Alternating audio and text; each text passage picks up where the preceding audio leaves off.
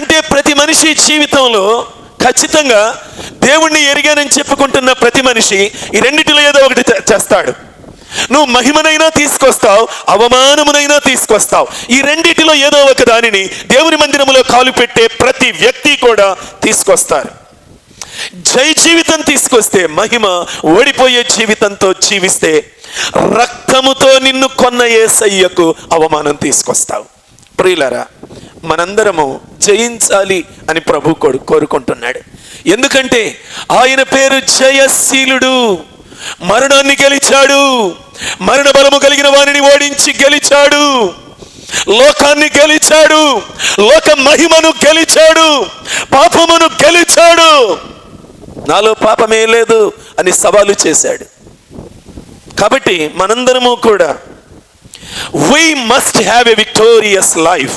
ఖచ్చితంగా మనందరం జయకరమైన జీవితాన్ని కలిగి జీవించాలి, ఇది ఖచ్చితం.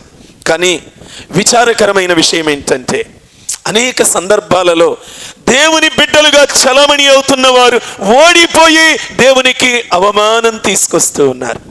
పనిచేసే స్థలములలో ఓడిపోతూ ఉన్నారు, కుటుంబములో ఓడిపోతూ ఉన్నారు, సంఘములలో ఓడిపోతూ ఉన్నారు, ఉద్యోగము చేసే స్థలములలో ఓడిపోతూ ఉన్నారు.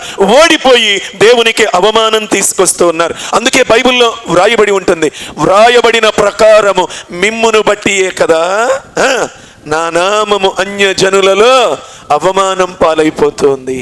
దేవుని బిడ్డ లంచాలు తీసుకుంటాడు, దేవుని బిడ్డ త్రాగుడుగులో బ్రతుకుతాడు, యేసయ్య వందనాలు అంటాడు, ఆఫీస్కి వెళ్తాడు, పొలంలో పని చేయటానికి వెళ్తాడు, అన్ని చోట్ల నలుగురిలో వెళతాడు. కానీ సిగరెట్ తాగుతావు, మందు తాగుతావు, ఆడవాళ్ళ వెంట అపవిత్రంగా చూస్తావు. నువ్వు మహిమ తెచ్చే వ్యక్తివేనా? నువ్వు ఓడిపోయావు. నువ్వు దేవుడికి అవమానం తెచ్చే వ్యక్తివి. ప్రియులరా, తద్వారా దేవుని నామానికి అవమానం కలుగుతుంది.